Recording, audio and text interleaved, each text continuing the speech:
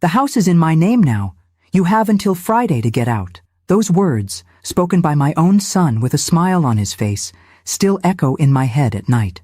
I'm Eleanor Patterson, 67 years old, and 2 months ago, my only child tried to make me homeless. I remember staring at Michael across the kitchen table, the same table where I'd helped him with homework, where we'd celebrated his college acceptance, where I'd comforted him through his first heartbreak. His wife Vanessa stood beside him, her manicured hand resting possessively on his shoulder, wedding ring glinting in the afternoon light. "What are you talking about?"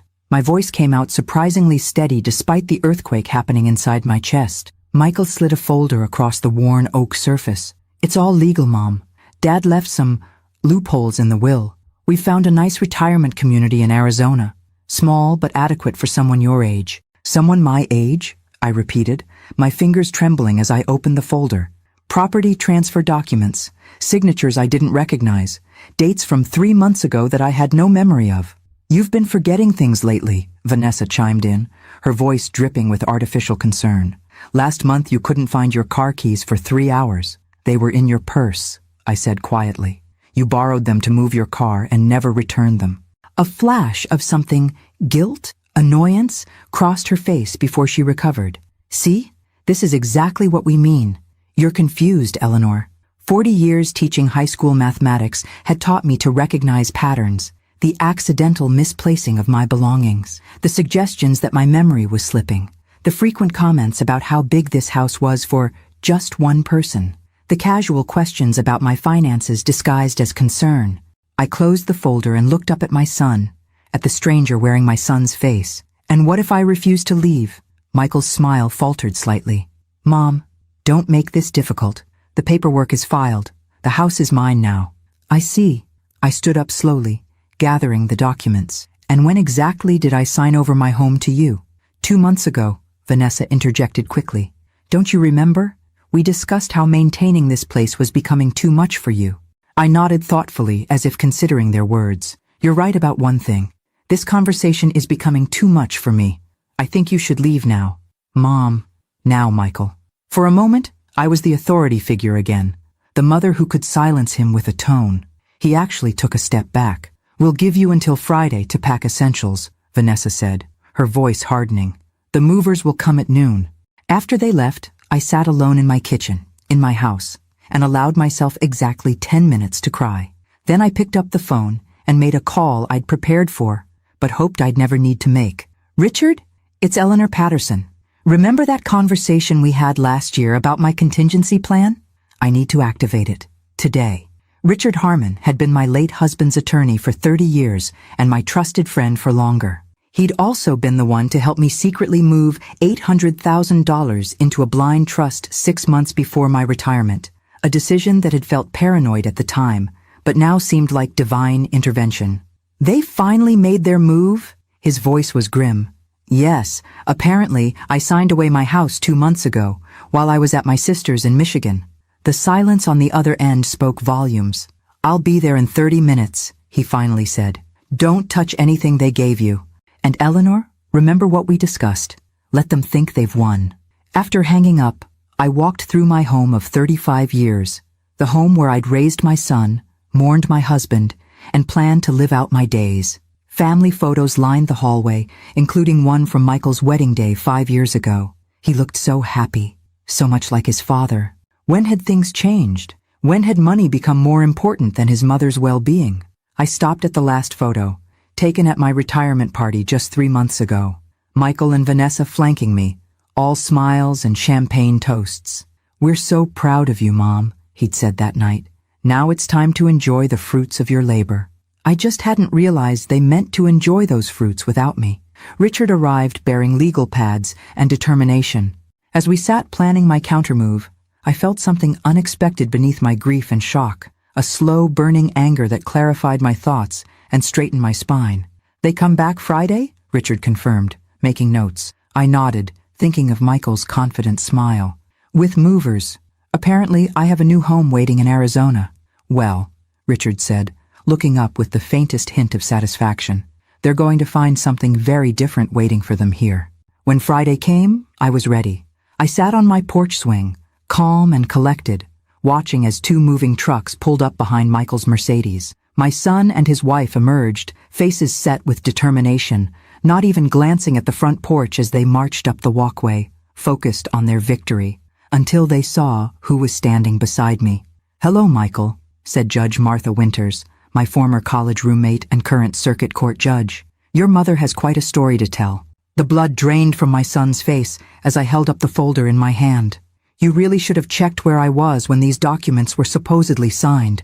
I believe forgery and elder fraud are still crimes in this state, aren't they, Martha?" Michael froze, but Vanessa recovered quickly. "Whatever she's told you is confused ramblings. We have legal documents." "Fraudulent documents," interrupted Richard, stepping forward from the shadows of the porch. "And we have proof." In that moment, as I watched their expressions shift from confidence to fear, I realized something important.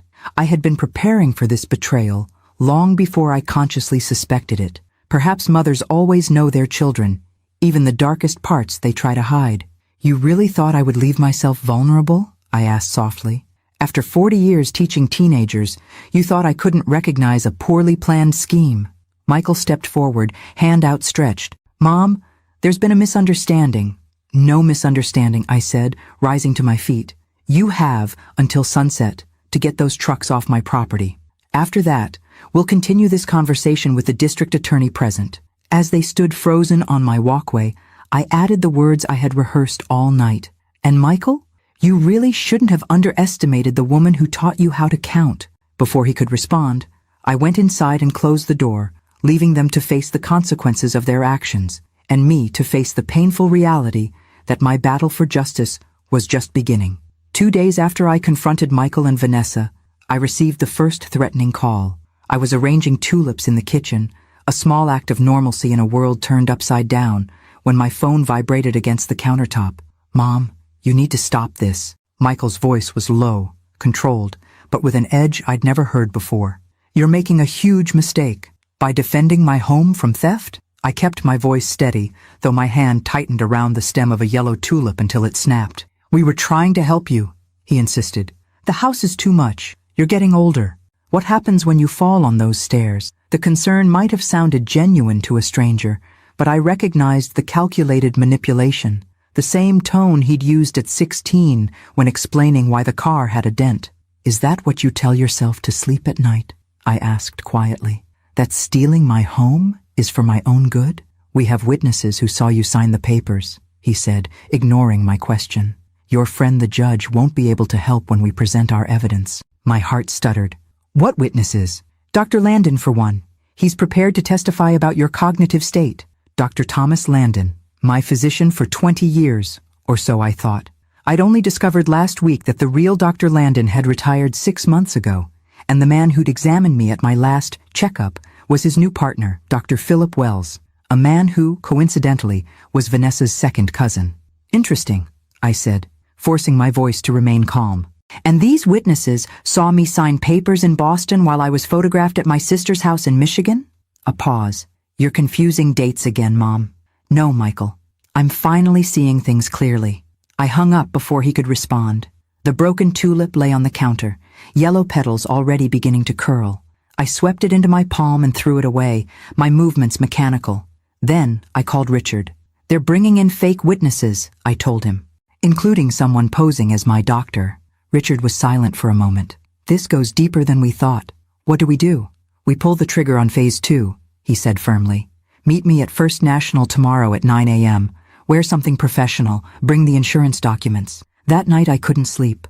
I paced the hallways of my home, touching familiar walls, straightening pictures that needed no straightening. In Michael's old bedroom, preserved like a museum to my son's childhood, I sat on the edge of the bed and tried to pinpoint the moment I'd lost him. Was it when he met Vanessa? When James, my husband, died and left us both adrift in grief? Or had the seeds been planted earlier in the private school tuitions we'd stretched to afford? The emphasis on success and status that had seemed so important at the time?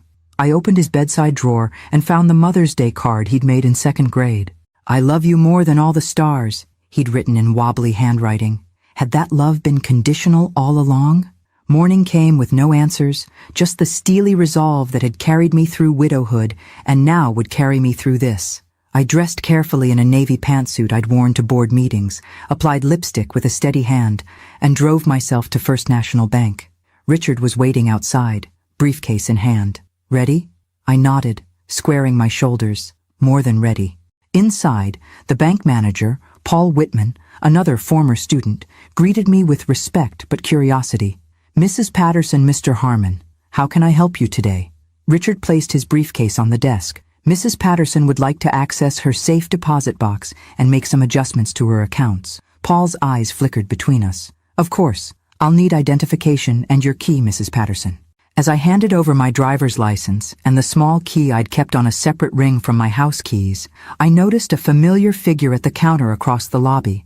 Vanessa's brother Dale, pretending to fill out a deposit slip while watching us. "We're being observed," I murmured to Richard, who nodded imperceptibly. "Let them watch," he whispered back. "It's all part of the plan." In the private room with my safe deposit box, I removed the documents we needed. The original deed to the house, James's unaltered will, and insurance policies Michael knew nothing about. But we also made a show of removing empty envelopes and discussing account numbers loudly enough to be overheard. Back at the manager's desk, Richard laid out our actual purpose. "Mrs. Patterson would like to verify that no one has attempted to access her accounts without authorization." Paul typed rapidly on his keyboard, then frowned.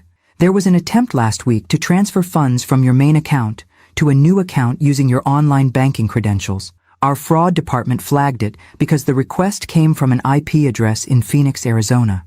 My hands grew cold. "Phoenix?" "Yes, the transfer was denied, but—" He hesitated. "But what, Paul?" I prompted. "There was a second attempt yesterday, with a power of attorney document we hadn't seen before. Our legal department is reviewing it now." Richard and I exchanged glances. They were moving faster than we'd anticipated. "I need to freeze all my accounts immediately," I said, "and I'd like to transfer funds from this account." I slid a slip of paper across the desk to the trust account number listed here. Paul looked at the amount, and his eyebrows rose slightly. "That's nearly everything in your primary savings, Mrs. Patterson." "Yes," I agreed calmly. "And it's still mine to move, isn't it?" "Of course." He began processing the transaction, but his fingers paused over the keyboard. "Mrs. Patterson, forgive me for asking, but are you in some kind of trouble?" I thought of my son, who had once promised to love me more than all the stars, now plotting to strip me of everything I owned. "No, Paul," I said with a sad smile, "but someone else is about to be." As we left the bank, Dale was nowhere to be seen. Undoubtedly, he was already calling Michael and Vanessa, reporting what he thought he'd witnessed. Let them think I was moving money they could still access. Let them believe they were one step behind, instead of 3 steps ahead. "Phase 2 complete," Richard said as we reached my car. "Are you ready for Phase 3? It's going to get uglier before it gets better." I looked back at the bank, thinking of the account that now held my financial future, an account created 6 months ago under a trust name that even Michael, with all his scheming, would never think to look for. "I've been teaching for 40 years, Richard. I know that sometimes the hardest lessons are the most necessary ones." That evening, the doorbell rang at precisely 6:13 p.m. Through the peephole, I saw a courier in uniform shifting impatiently from foot to foot. When I opened the door, he thrust an envelope at me without meeting my eyes. "Eleanor Patterson, legal documents, signature required." As I signed, I noticed the return address, Brennan, Weiss and Associates, the law firm where Vanessa's father had worked before retirement. The pieces were falling into place like a grotesque puzzle. Inside the envelope was a formal notice. I was being sued for mental competency evaluation. The hearing was scheduled for next Tuesday, just 5 days away. They were moving with breathtaking speed, hoping to overwhelm me. According to the filing, my concerned family had documented evidence of significant cognitive decline and financially irresponsible behavior. They cited recent unusual withdrawals and paranoid accusations against family members as evidence. They were requesting emergency temporary guardianship, effective immediately. My hands weren't trembling anymore. Instead, I felt a strange, cold clarity descending. If they succeeded, I would lose control not just of my house, but of every decision in my life. Where I lived, how I spent my money, even what medications I took. I called Richard immediately. "They're going for guardianship," I said without preamble. "Emergency hearing on Tuesday." His sharp intake of breath told me this was worse than we'd expected. They must have someone at the court pushing this through. Regular competency hearings take weeks to schedule. Vanessa's cousin Melanie works as a clerk for Judge Hargrove, I said, the connections crystallizing in my mind. Remember? She was at the wedding. Jesus, Eleanor, how deep does this go? All the way to the bone, I said grimly. They've been planning this for months, maybe longer. There was a pause before Richard spoke again, his voice heavy with realization. They know about the money, don't they? Not just the house. They know about your retirement fund. A chill ran through me. James and I had lived modestly, saving diligently for 4 decades. My teacher's pension was substantial, and James's life insurance policy had been generous. Including the house, my net worth approached $2 million. I'd always planned to leave it all to Michael eventually, with provisions for any grandchildren. Now I wondered if that had been the plan all along, not to wait, but to take. If they get guardianship, Richard continued, they'll have access to everything, every account they can find. Except the trust, I said quietly. The trust Richard had helped me establish under my maiden name, Eleanor Simmons, with my sister as secondary trustee. Accept the trust, he agreed. But we need to move fast. I'll file our counterpetition tomorrow morning, but we need evidence, hard evidence, of their plot. After hanging up, I went to my home office and opened the bottom drawer of my filing cabinet where I kept a leather-bound journal. Not a diary of thoughts and feelings, but a detailed record of every incident over the past year. Missing keys, moved items, appointments mysteriously rescheduled, medications that made me feel strange and foggy. Beside each entry, I'd noted date, time, and circumstances. I'd started keeping it after finding my blood pressure medication replaced with pills that looked similar but gave me terrible vertigo. When I'd confronted Michael, he'd suggested I was confused, that I'd mixed up my own medications. That was the moment my vague unease had crystallized into vigilance. Flipping through the journal now, I saw not isolated incidents, but a methodical campaign. Subtle at first, then increasingly bold. Gaslighting. That's what they called it now. In my day, we'd just called it cruel. The next morning, I drove to Lakeside Senior Center where I volunteered teaching computer skills. I hadn't told Richard about this part of my plan yet. Some battles you have to fight in your own way. Margaret Chen, the center's director and my friend of 15 years, was waiting in her office. On her desk was a portable scanner and a stack of consent forms. "Are you sure about this, Ellie?" she asked, her face lined with concern. "Once we start, there's no going back. They're trying to declare me incompetent, Maggie. If I don't fight back with everything I have, I'll spend my remaining years as a prisoner in some cut-rate facility while they live in my house and spend my money." She nodded grimly and handed me the first form. "The residents are ready whenever you are. 26 of them, just like you asked, all with advanced degrees or professional backgrounds, all over 65. For the next 3 hours, I administered the same cognitive tests that would be used in court. The mini mental state examination, the Montreal Cognitive Assessment, and the clock drawing test. Each participant took the tests, then signed an affidavit confirming they'd taken them voluntarily as part of a research study on ageism in cognitive assessment. What they were actually doing was establishing baseline scores for high-functioning seniors. Scores that looked remarkably like mine would when I was inevitably tested. Margaret scanned everything, creating digital copies that couldn't disappear from a court file. "What else do you need?" "One more thing," I said, pulling out my phone. "I need you to record something." I showed her the text message I'd received from Michael that morning. "Mom, stop this nonsense. If you cooperate, we'll let you take your personal belongings. If you fight us, you'll lose everything." She read it, her face hardening.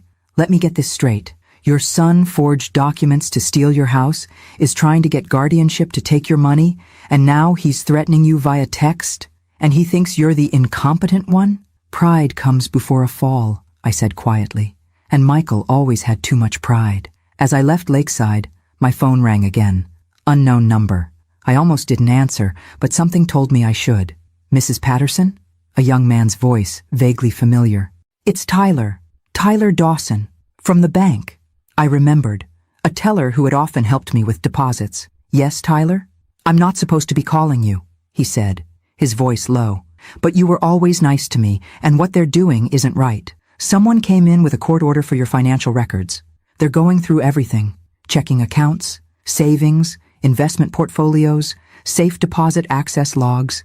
They're looking for something specific. My blood ran cold. Did they find anything? Not what they wanted, he said. They seemed really angry about some missing money. Mrs. Patterson, I think you should be careful. The man who came in, your son, he scared me. After thanking Tyler and assuring him I'd be careful, I sat in my car, hands gripping the steering wheel. They knew about the $800,000 transfer, but not where it had gone. They were searching, desperate to find it before the hearing. Time was running out for all of us, and I still had one card left to play, the most dangerous one of all. I almost didn't recognize the figure sitting on my porch steps when I pulled into the driveway. Hoodie pulled low, shoulders hunched against the April chill. He looked like any teenager trying to escape notice. But when he raised his head, I saw James's eyes looking back at me, my husband's eyes in my grandson's face. Gran? His voice cracked on the word. At 17, Ethan was caught in that awkward transition. Not quite boy, not quite man. I approached cautiously. Ethan and I had always been close, but I hadn't seen him in weeks. Not since this nightmare began. Are you alone? I asked, scanning the street for Michael's Mercedes or Vanessa's SUV. He nodded. They think I'm at debate practice. I took an Uber. He stood, towering over me now. When had that happened? Gran, what's going on? Dad and Mom are saying he hesitated, that you're confused, that you need help. I studied his face, the furrow between his brows, the uncertainty in his eyes. Ethan had always been the peacemaker in the family, the one who smoothed things over when Michael and Vanessa argued, the one who quietly helped me with dishes after holiday meals while the others watched football. Do I seem confused to you? I asked simply. His eyes held mine. No, you seem angry. Yes, I admitted. I am angry. Come inside, Ethan. There are things you should know. In the kitchen, I made hot chocolate the way I had since he was small. Real chocolate melted into milk, a pinch of cinnamon, homemade marshmallows I kept in the freezer just for him. Some habits of love persist, even when the world is falling apart. As we sat at the table where his father had delivered his ultimatum just days before, I chose my words carefully. Your parents are trying to take my house and my savings. They've forged documents claiming I signed the house over to them. Now they're trying to get legal guardianship over me by claiming I'm mentally incompetent. Ethan's hands tightened around his mug. That's what they've been talking about? When they say you need supervision? I nodded. If they succeed, I'll lose all control over my life. Where I live, how I spend my money, my medical decisions, everything. But why would they? He stopped, the implication sinking in. The money. It's about your money, isn't it? So young, yet so perceptive. Yes, and the house, together, worth close to $2 million. He set his mug down with a thud, chocolate sloshing over the rim. No, Dad wouldn't. He complains about money sometimes, but he wouldn't. Ethan. I reached across the table and took his hand. I have proof, documents, recordings. Your father sent me this just this morning. I showed him the text message. He read it, color draining from his face. Oh God. I'm fighting this, I said gently, but it's going to get worse before it gets better. There's going to be a court hearing next week. Things will be said, accusations made. What can I do? He asked, and in that moment he looked so much like the little boy who had once solemnly promised to slay dragons for me that my heart constricted. Nothing, I said firmly. This isn't your battle. You're 17. Your job is to focus on school, on your future. But you're my grandmother. They're lying about you. His voice rose, adolescent indignation flaring. And you're caught in the middle, I acknowledged. If you openly support me, you'll have to live with the consequences at home. I won't put you in that position. Ethan's jaw set in a stubborn line I recognized all too well, the same expression Michael had worn when insisting on trying out for varsity football despite his asthma. I don't care. What they're doing is wrong. There is one thing, I said slowly, an idea forming, something that wouldn't involve you publicly taking sides. Anything. Information. I need to know what they're planning, what they're saying when they think no one's listening. Not to use against them, I added quickly, seeing his hesitation. To protect myself. He was silent for a long moment, moral calculus playing across his expressive face. Then he nodded once, decisively. I'll help. But Gran, "There's something you should know. About Dad's business." A cold feeling settled in my stomach. "What about it?" "I overheard him on the phone last week. The investment group he manages, I think it's in trouble. Big trouble. He was talking about making investors whole and finding bridge capital. It sounded—" He trailed off. "Like fraud?" I suggested quietly. Ethan winced but nodded. "He's been working all night. Every night. Mom's been drinking more. They fight when they think I can't hear." Pieces clicked into place. Michael's desperation, the rushed timeline, the increasingly brazen tactics. This wasn't just greed. It was desperation. My son wasn't just trying to steal my nest egg. He was trying to save himself from disgrace, possibly even prison. "There's something else," Ethan continued reluctantly. "Yesterday, I found Mom looking through Dad's old photo albums from college. She was scanning pictures of you from back then. When I asked why, she got weird and closed the laptop." My mind raced. Photos from 30 years ago? What possible use? Understanding hit like a physical blow. "They're creating a false narrative," I whispered. "Looking for pictures where I look intoxicated or confused. College parties, maybe. To suggest a long history of issues." Ethan looked ill. "Gran, I'm so sorry." "Don't be. Knowledge is power." I squeezed his hand. "Now I know to counter with my own documentation."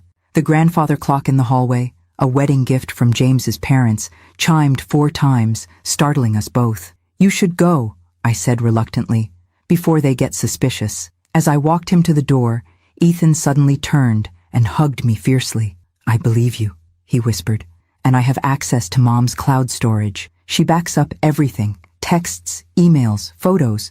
I know her password." I pulled back to look at him, this nearly grown man with a child's trust in his eyes. "Ethan, be careful. What you're suggesting is the right thing to do," he finished firmly.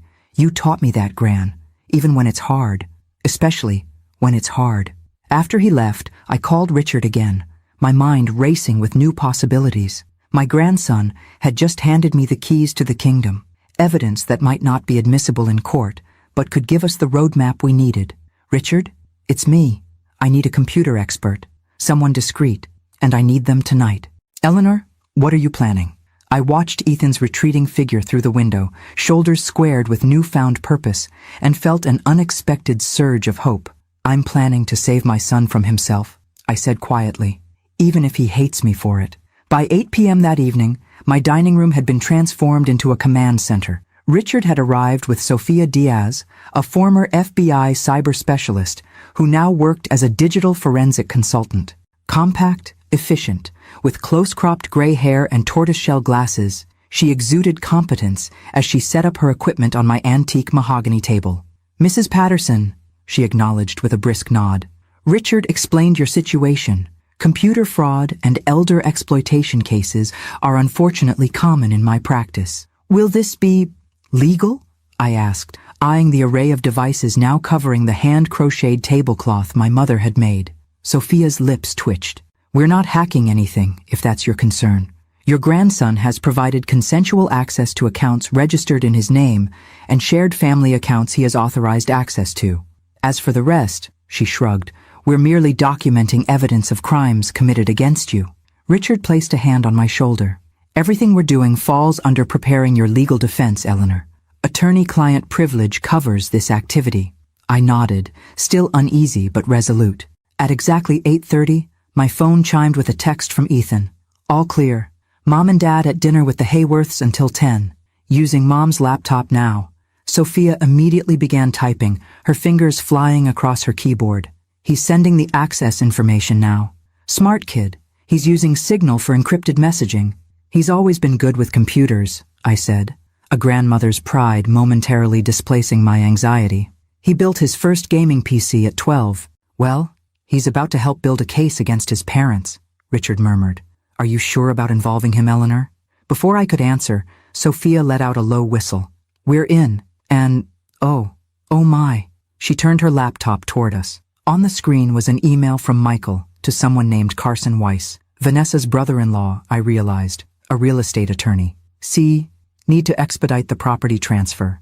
Mother showing increased resistance. V suggests pursuing incompetency, ruling ASAP. Have Melanie fast-track with Judge H documentation attached, including historical evidence of instability. Financial situation critical. Investors threatening action if capital not secured by end of month. House equity and retirement accounts would provide necessary stopgap. M. The email was dated February 15th, weeks before they'd confronted me with their scheme. There's more, Sophia said, scrolling through a folder labeled Patterson Estate. Detailed inventories of your possessions, appraisals of artwork and jewelry, lists of accounts they believe you have, financial projections for how they'd allocate your assets. She paused at a document titled Cognitive Assessment Strategy. This is meticulous. They've been documenting every time you've forgotten something, misplaced something, or made a mistake for the past 8 months. My stomach clenched. I rarely forget anything. They've been moving my things, changing appointments without telling me. Creating a paper trail of cognitive decline, Richard said grimly. Classic elder abuse tactic. There's something else, Sophia said, opening another folder. Financial records for Meridian Capital Partners, your son's investment firm, balance sheets, investor correspondence. She scanned the documents, her expression darkening. Mrs. Patterson, your grandson was right. Your son's business is in serious trouble.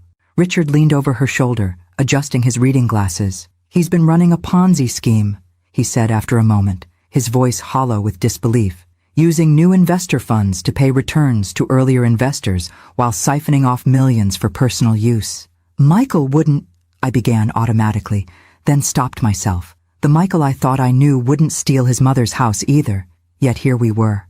The evidence suggests otherwise, Sophia said gently. According to these projections, the scheme is about to collapse. Without an immediate infusion of at least $1.5 million, he won't be able to meet next month's obligations to investors. My hand went to my throat, to the pendant James had given me on our 30th anniversary. That's why they need my money. That's why they can't wait for me to die naturally. The words felt strange in my mouth, bitter and sharp. There's more, Sophia continued, opening an email thread between Michael and Vanessa. They've already put a deposit on a house in Costa Rica, non-extradition country.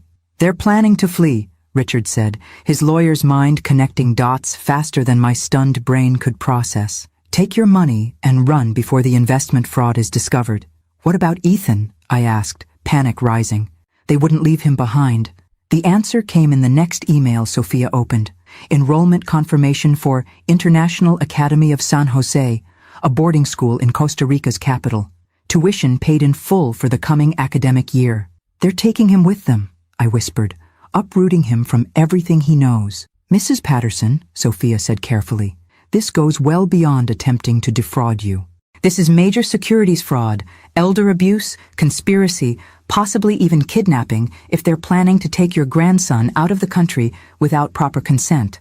The FBI and SEC would be very interested in this information. Richard was already shaking his head. We need to be strategic. If we go to the authorities now, Michael could flee immediately. We need to secure Eleanor's assets and safety first, then address the larger criminal issues. But Ethan, I protested. We'll be warned, Richard assured me. But if we move too quickly, we risk losing everything, including the chance to help your grandson in the long run. My phone chimed again, Ethan alerting us that his parents' dinner was ending early. Sophia quickly began copying files to an external drive. I've got what we need, she said, and I've left no trace of our access. As they packed up their equipment, the reality of what we'd discovered settled over me like a shroud. My son was not just trying to steal from me. He was a criminal, on the verge of destruction, willing to sacrifice his own mother to delay the inevitable. What now? I asked Richard as he prepared to leave. Now we revise our strategy, he said, his face grim but determined. This isn't just about defending your competency anymore. It's about stopping a flight risk and protecting your grandson. After they left, I sat alone in my dining room, the ghost of family dinners past, hovering in the shadows. Thanksgiving turkeys carved at the head of this table, Christmas cookies decorated here, maple syrup staining the wood despite placemats. Ethan learning to play chess across from me, his small face scrunched in concentration. I placed my palms flat on the cool surface, steadying myself. James, I whispered to my late husband's memory, what would you do? How do I save our son from himself? How do I protect our grandson? No answer came, but as I sat in the gathering darkness, A plan began to form, one that might save all of us, even if it meant sacrificing the future I had imagined. The next morning dawned clear and cold, sunlight slanting through kitchen windows that needed washing, a task that seemed laughably unimportant now. I'd slept little, my mind churning with revelations and possibilities until I'd finally risen at 4 a.m. to make detailed notes. When Richard called at 7:30, I was already on my second cup of tea, calm in the way that comes only after passing through a storm of emotion into its quiet eye. "I've been thinking," I told him without preamble. "We need to move up our timeline. Eleanor, they're planning to flee the country, Richard, with my grandson. We can't wait for the competency hearing. By then, it might be too late." There was a pause, then a resigned sigh. "What do you propose?" "A confrontation. Today, on my terms, with evidence in hand." "That's incredibly risky," Richard protested. "If they feel cornered, they already feel cornered," I countered. "That's why they're accelerating their plans. But they don't know that we know. We have the element of surprise." By 10 a.m., the pieces were in place. Richard had secured an emergency injunction freezing all my accounts pending the competency hearing, accounts that Michael and Vanessa believed contained my life savings. Sophia had compiled a digital dossier of evidence, encrypted and backed up in multiple locations, and I had called Michael, my voice carefully calibrated to sound defeated and resigned. "I'd like to talk," I'd told him, "about the arrangements for after I move." His relief had been palpable, even through the phone. "That's great, Mom. Really great. We can come over around noon?" "Perfect," I'd replied, hating the false note of surrender in my voice, but knowing it was necessary. Now I sat in my living room, surrounded by photographs and memories, waiting for the doorbell to ring. Beside me was a legal pad with notes, a digital recorder, and a small device Sophia had provided, a signal jammer that would prevent them from making calls or sending messages once our conversation began. At exactly noon they arrived. Michael in a pressed blue shirt and khakis, Vanessa in a floral dress that screamed spring optimism, both wearing carefully constructed masks of concern. "Mom," Michael said, leaning in to kiss my cheek. I allowed it, though it took every ounce of will not to flinch. "You're looking well. Thank you for agreeing to talk," Vanessa added, settling onto the sofa across from me. "We know this is difficult." I smiled thinly. "Yes. Finding out your only child is committing fraud and planning to flee to Costa Rica with your grandson is indeed difficult." The change was instantaneous, like watching masks slide from their faces in unison. Michael went rigid, while Vanessa's complexion turned ashen. "What are you talking about?" Michael attempted, but his voice lacked conviction. "Meridian Capital Partners," I said calmly. "Your Ponzi scheme, the missing investor funds, the house in San Jose, Ethan's new school." Michael's face contorted, rage replacing shock. "You've been spying on us?" "I've been protecting myself," I corrected, "just as you've been protecting me by documenting my supposed cognitive decline." Vanessa recovered first, her socialite's training kicking in as she forced a laugh. "Michael, your mother is confused again. This is exactly why—" "Stop!" I activated Sophia's device with a click. "Your phones won't work now, so don't bother trying to call your attorney or your cousin the court clerk. It's just us, having an honest conversation at last." I opened the folder beside me and withdrew copies of the emails we'd discovered, sliding them across the coffee table. "You're facing securities fraud charges that carry up to 20 years in federal prison, Michael. Not to mention elder abuse, attempted financial exploitation, and conspiracy." He didn't touch the papers, but his eyes scanned the top document, and I watched the blood drain from his face. "How did you—" he began, then stopped, realization dawning. "Ethan, he helped you. He loves his grandmother," I said simply, "and he deserves better than being dragged to another country as part of your escape plan." Michael stood abruptly, pacing like a caged animal. "You don't understand.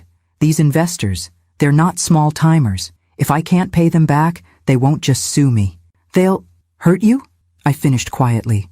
"Is that why you were willing to destroy me? Physical fear?" "We never wanted to hurt you," Vanessa interjected, her perfect facade cracking. "The facility in Arizona is very nice. You'd have been comfortable. While you emptied my accounts and sold my home," I added, "using a false incompetency ruling to give yourselves legal cover." Michael whirled to face me. "What choice did I have?" he demanded, voice rising. "The market turned. Investments failed. I just needed time to recover. But everyone wanted their money now. So you started using new investor money to pay the old ones, I said. A classic Ponzi scheme, just like Bernie Madoff. I am nothing like Madoff, he shouted, spittle flying from his lips. I was going to pay everyone back. I just needed breathing room. And my retirement savings were going to provide that breathing room, I said flatly, along with the equity from this house. Vanessa placed a restraining hand on Michael's arm. What do you want? She asked me directly, her voice cold and calculating. Money? A different arrangement? I almost laughed at the absurdity, that they still thought this was a negotiation, that I might settle for some crumbs from my own table. I want to save my grandson from growing up with the shame of his father in prison and his mother as an accomplice, I said quietly. And despite everything, I want to save my son from himself. I slid another document across the table, this one prepared by Richard just hours earlier. This is your way out, I explained. A clean dissolution of Meridian Capital Partners, full restitution to your investors using the $800,000 from my trust and a loan against this house. In exchange, the evidence of fraud never reaches the SEC or FBI. Michael stared at the papers, then at me, suspicion warring with desperate hope in his eyes. Why would you help me after what I tried to do to you? Because I'm your mother, I said simply. And because this agreement includes 3 non-negotiable conditions. I held up one finger. First, you and Vanessa will withdraw all competency proceedings against me and acknowledge in writing that you fabricated evidence. A second finger. Second, you will both enter therapy, separately and as a couple, to address whatever broke inside you that made stealing from your mother seem acceptable. A third finger. And third, you will tell Ethan the complete truth. Everything. He deserves to know who his parents really are and what real accountability looks like. The silence that followed seemed to stretch for eternity. Vanessa looked at Michael, her expression unreadable. Michael stared at the documents, his breathing ragged. If we refuse? He finally asked. Then by 5 p.m. today, the FBI, SEC, and district attorney will have complete documentation of your financial crimes and the elder abuse conspiracy. Your assets will be frozen, your passports flagged. You'll never make it to Costa Rica. Michael sank onto the sofa, head in his hands. You would send your own son to prison? I leaned forward, meeting his eyes directly. You would steal your mother's home and life savings and abandon her to strangers? For the first time, I saw something like shame flicker across his face. The choice is yours, I said, rising to my feet. I'll give you 1 hour to decide. I suggest you use it wisely. I left them in the living room with the documents and retreated to the kitchen, my heart hammering against my ribs so violently I feared they might hear it. Through the doorway I could see them huddled together, voices low and urgent, occasionally glancing toward me as if I might be recording their deliberations. Which, of course, I was, the small device tucked into my cardigan pocket, capturing every word.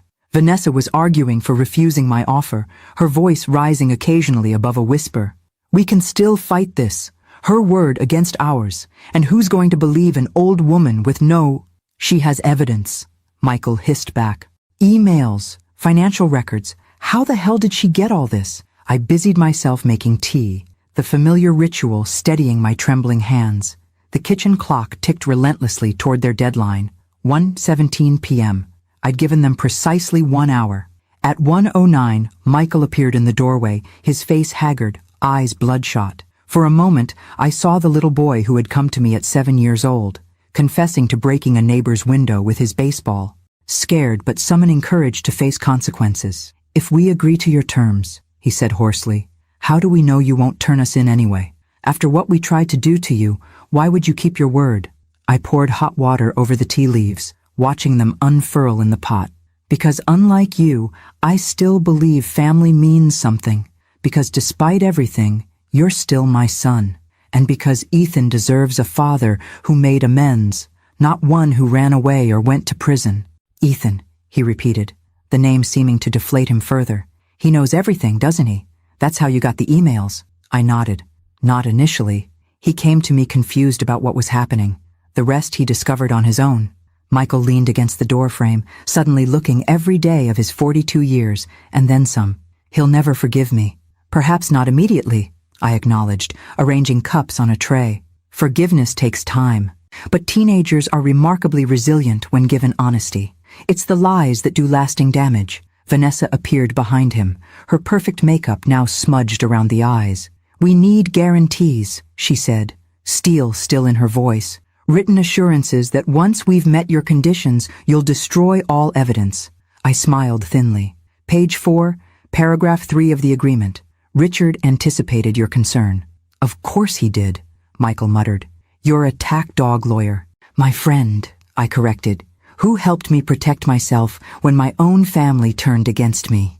A painful silence filled the kitchen, broken only by the soft tick of the clock. "We'll sign," Michael finally said, not looking at Vanessa, whose lips tightened into a bloodless line.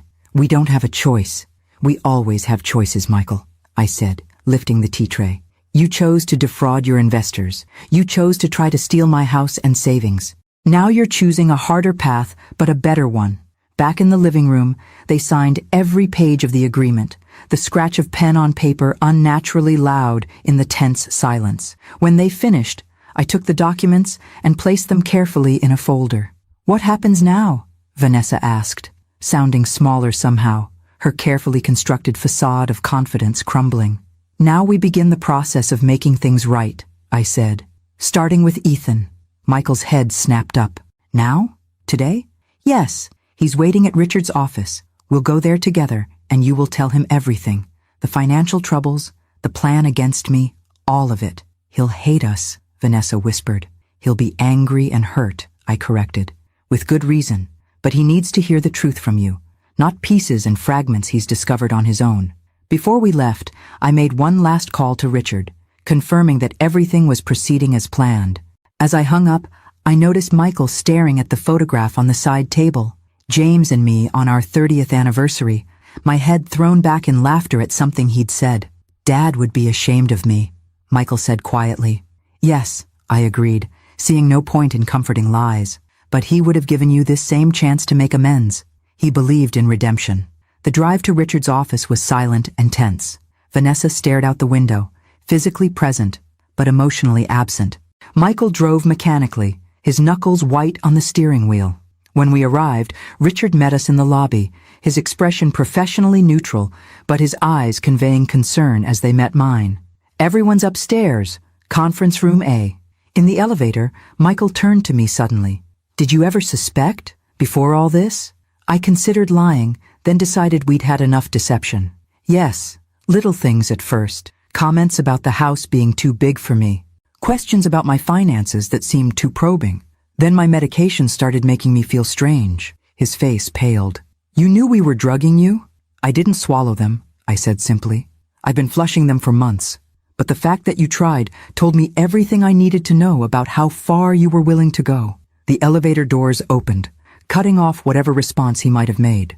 Ethan was waiting in the conference room, looking both older and younger than his 17 years, shoulders squared with forced maturity, eyes vulnerable with hurt. Beside him sat Sophia, who nodded professionally at us, and a man I didn't recognize, who Richard introduced as Martin Greer, a forensic accountant.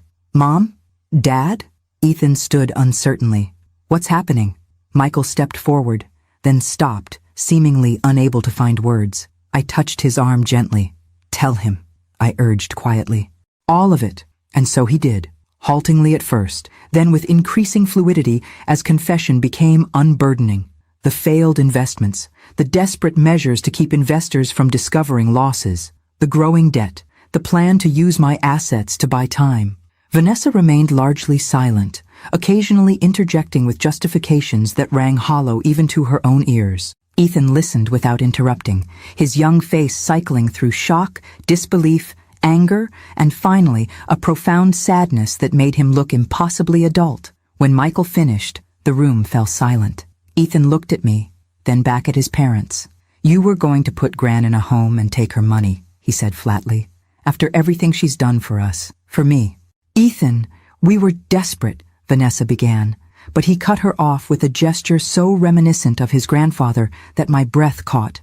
"Don't," he said sharply. "Just don't make excuses." He turned to me, his eyes swimming with unshed tears. "I'm sorry, Gran. I should have told you sooner what I suspected. You did exactly what you should have. I assured him, reaching for his hand.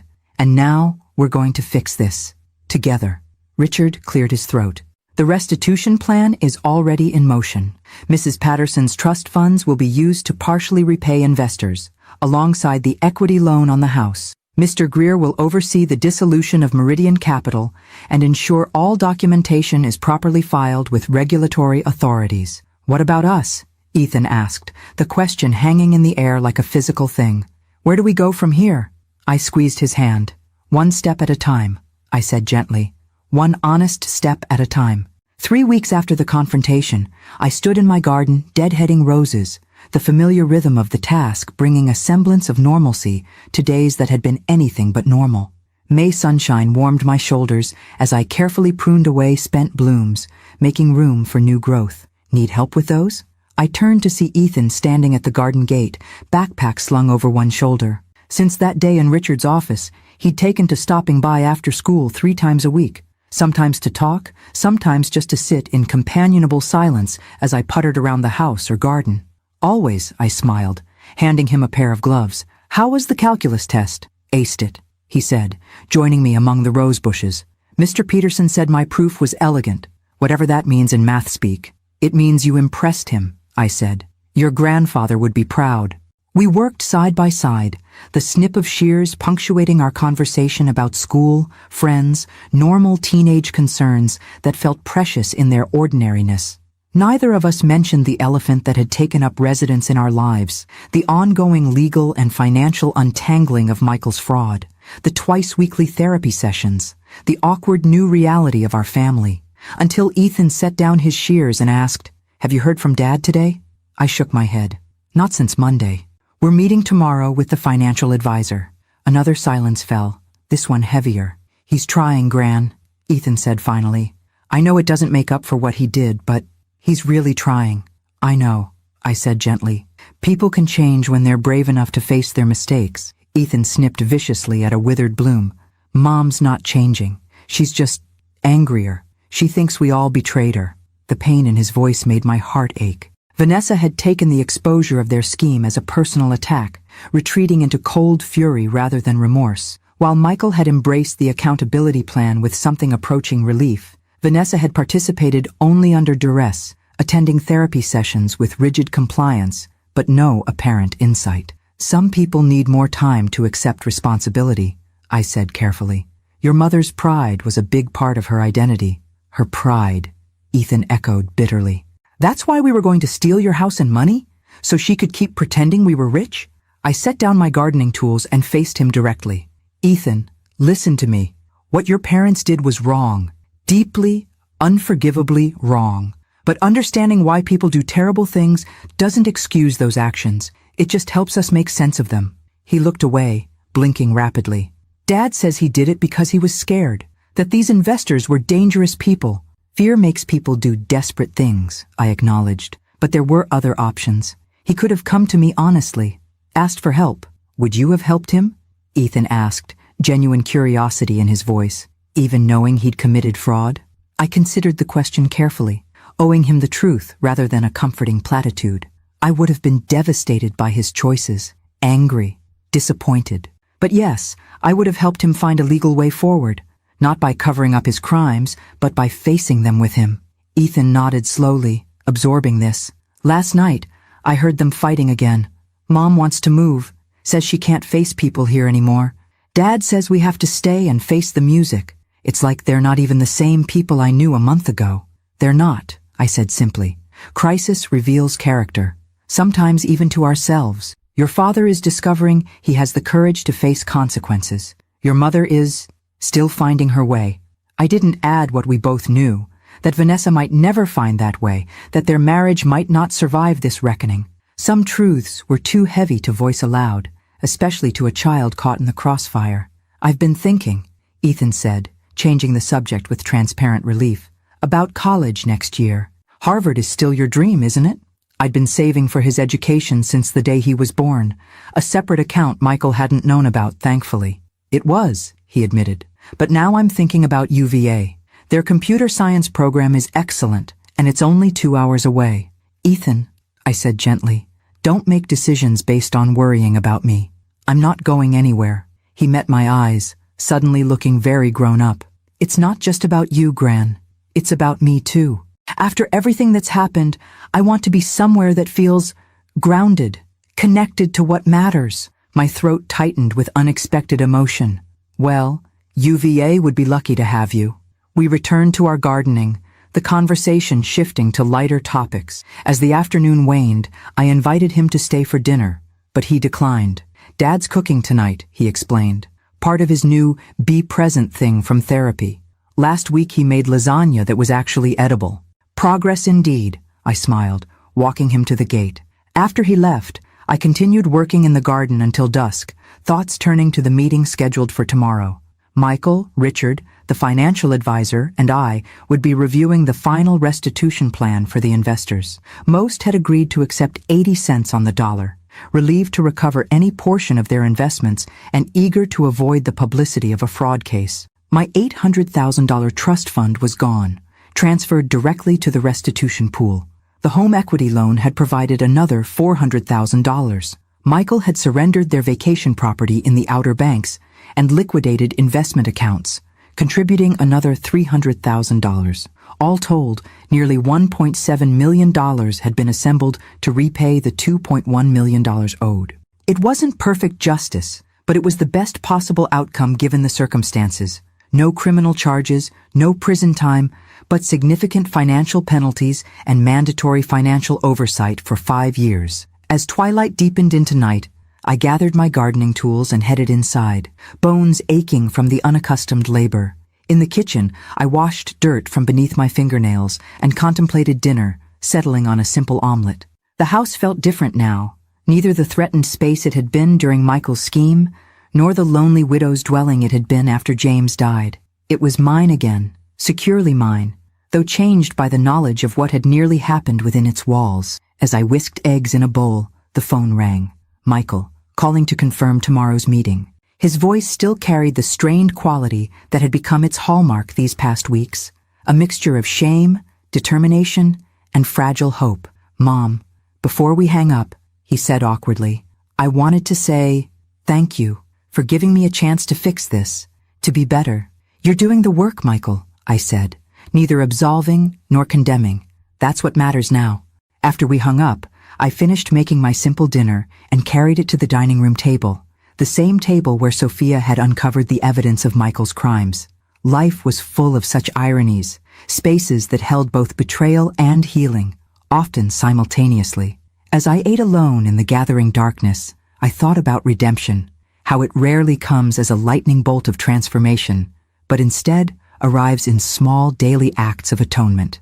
Michael cooking dinner for his son, Ethan choosing a college that kept him connected to family, me deadheading roses to make room for new blooms. None of us would ever be the same, but perhaps, in time, we might become something stronger in the broken places. Summer arrived with punishing heat and the slow, painful rebirth of something resembling normal life. By July, the legal arrangements were finalized, the investors paid according to the negotiated settlement, and Meridian Capital Partners officially dissolved. Michael had found work at an accounting firm, a significant step down in prestige and pay from running his own investment company, but steady employment with a boss willing to give him a second chance, provided he disclosed his history. On the third Thursday in July, I sat on my porch swing waiting for Richard to arrive. We had fallen into the habit of weekly afternoon meetings, ostensibly to review lingering legal matters, but increasingly just to enjoy each other's company. At 71, Richard was 4 years my senior, a widower with a dry wit and a kind heart beneath his lawyerly exterior. Today, though, our meeting had a specific purpose. I'd made a decision that required legal assistance, one I hoped I wouldn't regret. Lemonade looks refreshing, Richard commented as he settled beside me on the swing, accepting the glass I offered, though this heat might call for something stronger. It's barely 3 o'clock, I chided, though I smiled as I said it. A mere technicality. He took a long sip, then set the glass on the small table beside us. So, you're sure about this? I nodded, gazing out at the street where neighborhood children rode bikes through sprinklers set up on lawns. I've given it considerable thought. Amending a trust is no small matter, Eleanor, especially given recent events. That's precisely why it needs amending, I said firmly. The original trust left everything to Michael, with provisions for Ethan's education. Obviously, circumstances have changed. Richard sighed, retrieving documents from his briefcase. The new structure would place half your estate in trust for Ethan, accessible in staged distributions at 25, 30, and 35. The remaining half would go to Michael, but only after a 10-year waiting period following your death, and contingent upon completion of financial counseling and continued ethical business practices. And the house? I prompted. As discussed, held in a separate life estate that allows you full control during your lifetime. Upon your passing, it converts to a restricted family property trust that prevents sale for 20 years. Michael, Vanessa, and Ethan would have equal rights to use it, but not to sell or borrow against it. I nodded, satisfied. The house stays in the family, but nobody profits from it financially. That's what I want. Richard studied me over his reading glasses. May I speak frankly? As your friend, rather than your attorney? When have you ever held back? I smiled. These terms are generous toward Michael, considering what he attempted to do to you. Most people in your position would disinherit him entirely. I gazed at the porch ceiling, gathering thoughts that had been forming for months. Punishment isn't my goal, Richard. Protection is. I'm protecting Ethan's future while giving Michael a path to redemption that doesn't include temptation. And Vanessa? He asked carefully. Benefits only through her marriage to Michael and her status as Ethan's mother, I acknowledged. I haven't found forgiveness there yet. Perhaps I never will. Richard nodded, understanding. Vanessa had remained coldly hostile throughout the process, attending required meetings with rigid formality, but no warmth. Unlike Michael, who carried his shame visibly in slumped shoulders and eyes that couldn't quite meet mine, Vanessa wore hers as armor, brittle, defensive, unrepentant. We spent the next hour reviewing and signing documents, the legal language a poor vessel for the complex emotions behind my decisions. When we finished, Richard gathered the papers and stood to leave. Will you tell them about the changes? He asked. Michael, yes. Soon. He needs to understand there are lasting consequences, even with forgiveness. As for the details, those can wait until my will is actually executed, hopefully many years from now. After Richard left, I remained on the porch, watching shadows lengthen across the lawn as afternoon drifted toward evening. The weight of decisions made and yet to be made pressed on me, not unpleasantly but persistently, like a hand resting on my shoulder. At 5:30, a familiar car pulled into my driveway, Michael's new used sedan, a practical Camry that had replaced his leased luxury vehicle. He emerged looking tired but composed, dress shirt wrinkled from a day at the office, tie loosened at his neck. Mom, he greeted me, climbing the porch steps. Got your message. Everything okay? Fine, I assured him, patting the swing beside me. Sit. I thought we might talk before dinner. He settled cautiously, the swing creaking beneath our combined weight. Ethan mentioned you invited us for Sunday. That's still good? Of course. I'm making pot roast. A small smile flickered across his face. Dad's favorite. Yes, I agreed softly. James had been gone 6 years now, but his absence still echoed in these small moments of remembering. We sat in silence for a moment, the swing moving gently back and forth, cicadas humming in the oak trees flanking the yard. I amended my trust today, I said finally, deciding directness was kindest, and my will. Michael stiffened slightly but nodded, eyes fixed on the porch railing. I assumed you would. After everything. You're still included, I continued, watching his face carefully. But with conditions and delays that weren't there before. Ethan will receive his portion directly. He exhaled slowly. That's more than fair, more than I deserve. It's not about deserving, Michael. It's about learning. He turned to look at me then, his eyes, so like his father's, swimming with emotions too complex to name. I keep trying to understand how I got here, how I became someone who could do what I tried to do to you. And? My therapist says it was a perfect storm. Financial pressure, fear, entitlement, rationalization. But those are just words. They don't explain why I was willing to betray my own mother. I considered this, choosing my response carefully. When your father died, what did you feel? Beyond grief. He seemed startled by the question. I don't know. Lost. Angry. Scared, I guess. Scared of what? Of not measuring up. The admission came reluctantly. Dad was so solid. Dependable. Everyone respected him. I always felt like I was pretending to be what he was naturally. I nodded. pieces falling into place. So you built a life that looked successful on the outside, even when it was hollow within. And when that facade started to crack, I was willing to do anything to keep it from collapsing, he finished quietly. Even hurt the people I should have protected. Tears pricked behind my eyes, but I blinked them away. Your father wasn't perfect, Michael. No one is. The difference was that he accepted his imperfections rather than hiding them. I'm trying to learn that, he said. It's harder than I expected. I reached over and took his hand, the first time I'd initiated physical contact since the confrontation. Most worthwhile things are. His fingers tightened around mine, and for a moment we sat connected. The weight between us not gone, but somehow shared, made lighter by acknowledgement. Will you tell Ethan? He asked eventually. About the changes to your will? No, I said firmly. He has enough to process right now. His inheritance isn't something he needs to think about at 17. Michael nodded, relieved. And Vanessa? That's for you to decide. She's your wife. A shadow crossed his face. For now. Trouble? I asked, though I wasn't surprised. She wants to move to Charlotte. Start over where people don't know what happened. I told her I need to stay here and face things. We're at an impasse. I said nothing, knowing this was his journey to navigate, his consequence to bear. I should go, he said, rising. Ethan has debate practice until 7, but I promise to have dinner ready when he gets home. As he stepped off the porch, he turned back. Mom, thank you. Not just for including me in your will, but for showing me what real strength looks like. After he drove away, I remained on the swing until darkness fell, thinking about trust, how easily broken, how painfully rebuilt. The cicadas sang their summer song, reminding me that even in broken places, life continues its stubborn, persistent cycle of renewal.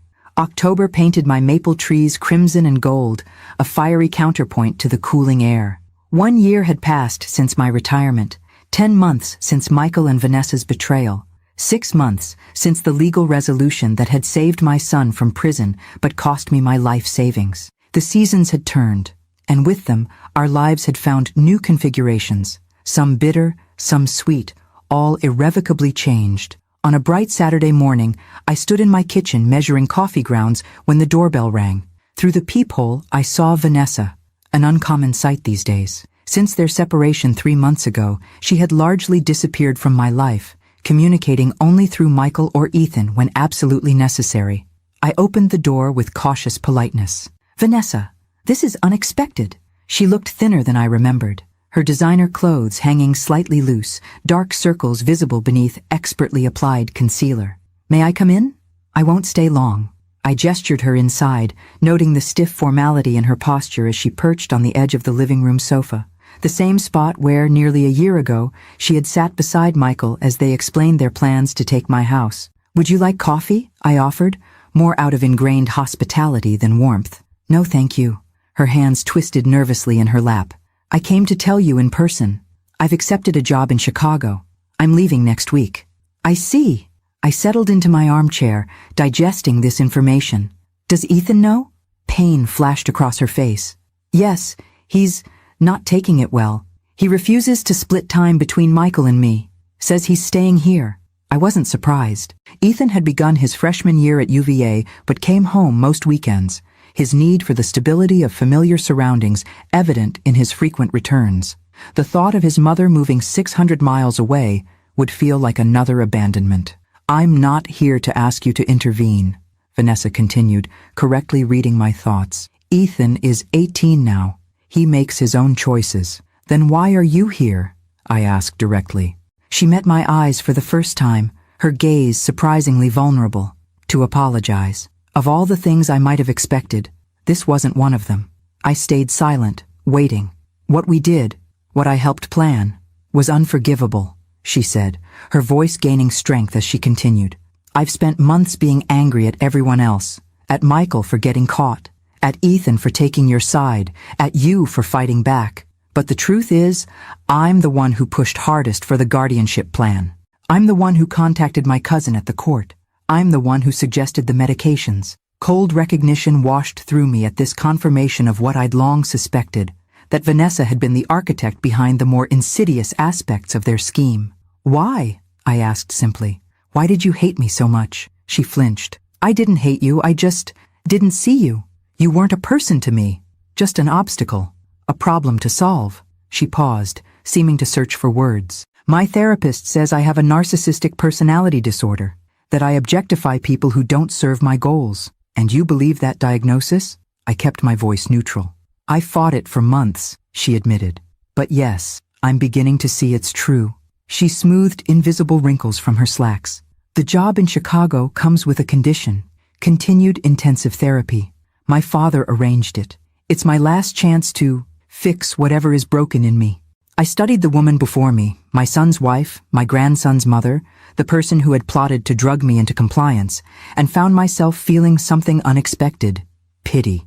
I hope you find what you're looking for in Chicago, I said finally. And I hope you maintain a relationship with Ethan, whatever form that takes. She nodded, standing abruptly. I won't ask for your forgiveness. I haven't earned it. No, I agreed quietly. You haven't. At the door she turned back, her expression unguarded for perhaps the first time in our decade-long relationship. For what it's worth, I admire what you did, how you fought back. I hope if I ever reach your age, I have half your strength. After she left, I stood at the window watching her drive away, her car growing smaller until it disappeared around the corner. Some chapters close more quietly than they open, I reflected, with whispers rather than explosions. The following Thursday, exactly 1 year after my retirement party, I stood before a different audience in a community center meeting room. 24 women ranging in age from 60 to 85 sat in folding chairs, notebooks open, expressions attentive. Financial independence is more than having money, I told them, my teacher's voice steady and clear. It's about control, knowledge, the power to make your own choices, regardless of what others think is best for you. This was the third session of the 8-week course I'd developed, Financial Self-Defense for Senior Women. What had begun as casual conversations with friends had evolved into a structured program covering everything from basic estate planning to recognizing signs of financial exploitation. Next week we'll discuss trusts and alternate banking arrangements, I continued, including how to create emergency funds that family members can't access or even know about. A woman in the front row, Beatrice, a 72-year-old widow whose son had borrowed her retirement savings for a business venture that never materialized, raised her hand. Is that legal? Secret accounts? Absolutely, I assured her. Your money is yours to manage as you see fit. Privacy isn't deception, it's protection. After the session, as I gathered my materials, Richard appeared at the door, a welcome sight in his charcoal suit and burgundy tie. We had been seeing each other, cautiously, tenderly, for 2 months now, rediscovering the sweet awkwardness of late-life romance. Successful class? He asked, helping me with my folders. I think so. 3 women requested private consultations about changing their estate plans. Good. That's good. He hesitated. Ready for dinner? I made reservations at Alessandro's. Our table by the window? I smiled, accepting his arm as we walked to the parking lot. Of course. He stopped before opening my car door. Eleanor, there's something I wanted to ask you. That sounds ominous, I teased, though my heart quickened. Not ominous, just important. He took both my hands in his. I've been thinking about the future, our future, specifically, how we might share more of it. Richard Harmon, are you proposing? I'm proposing we consider possibilities, he said carefully. At our age, marriage comes with complications, financial entanglements, family expectations, Medicare implications. I laughed despite myself. Only a lawyer would include Medicare in a proposal. Former lawyer, he corrected, smiling. But yes, occupational hazard. The point is, I love you, Eleanor. I think I have since James's funeral, though I didn't let myself acknowledge it then. I want to build whatever time we have left together. Warmth spread through me, a feeling I'd thought long past. I'd like that too. Over dinner we discussed practical arrangements. My house or his, mine with its memory-filled rooms and gardening space, how to handle holidays, alternating families, what to tell our children, the simple truth. It wasn't the passionate planning of young lovers, but something equally precious, the measured, clear-eyed choice of 2 people who had seen life's harshest realities and still chose connection. When I returned home that night, I found Ethan waiting on my porch, home from college for the weekend. Gran, I tried calling. He stopped, noticing my dressy outfit and flushed cheeks. Were you on a date? As a matter of fact, I was, I admitted, unlocking the door. With Richard. Your lawyer? His eyebrows shot up, then he grinned. Cool. Dad mentioned you two were seeing each other. He thinks it's great, by the way. Inside, over hot chocolate, Ethan told me about his computer science classes, his new friends, his tentative steps into college life. I listened with the deep attention of someone who knows how precious ordinary moments can be when they follow extraordinary pain. Mom called, he said eventually, stirring his cocoa. From Chicago. She's found an apartment. Wants me to visit at Thanksgiving. Will you go? I asked carefully. He shrugged. Maybe. Dad says I should give her a chance. That she's really trying this time. Your father has become quite wise, I observed. Yeah. Ethan smiled faintly. He's different now. Better, I think. Is that weird to say? Not at all. Sometimes people need to break before they can rebuild stronger. Later, after Ethan had gone upstairs to the guest room that was becoming his weekend sanctuary, I sat on the porch swing watching stars emerge in the autumn sky. My phone buzzed with a text from Michael. Ethan, make it safely? Yes, I replied. We're having breakfast tomorrow if you want to join us. Richard might be here too. A pause then. Sounds good. I'd like that. I set the phone aside and wrapped my cardigan tighter against the evening chill. 1 year ago, I had placed $800,000 in a secret trust, never imagining how crucial that decision would prove. My retirement fund was gone now, my financial future more modest than planned, but I had salvaged something far more valuable: my autonomy, my family, my sense of self. As I rocked gently in the growing darkness, I thought about the women in my class, each protecting herself against an uncertain future. I thought about Ethan, building a life with stronger foundations than his father had. I thought about Richard, offering companionship for whatever years remained to us. The future would bring its own challenges. It always did. But whatever came, I would face it on my terms, in my house, surrounded by the people who had earned the right to remain in my life. Some lessons come at terrible cost, but once learned, they armor us against the world in ways money never could. I closed my eyes, feeling the solid porch beneath me, the house behind me, the sky above me, all mine, all safe. For now, for today, that was enough. Thank you so much for listening. Subscribe to the channel, like, share, and leave your story in the comments if you feel like it.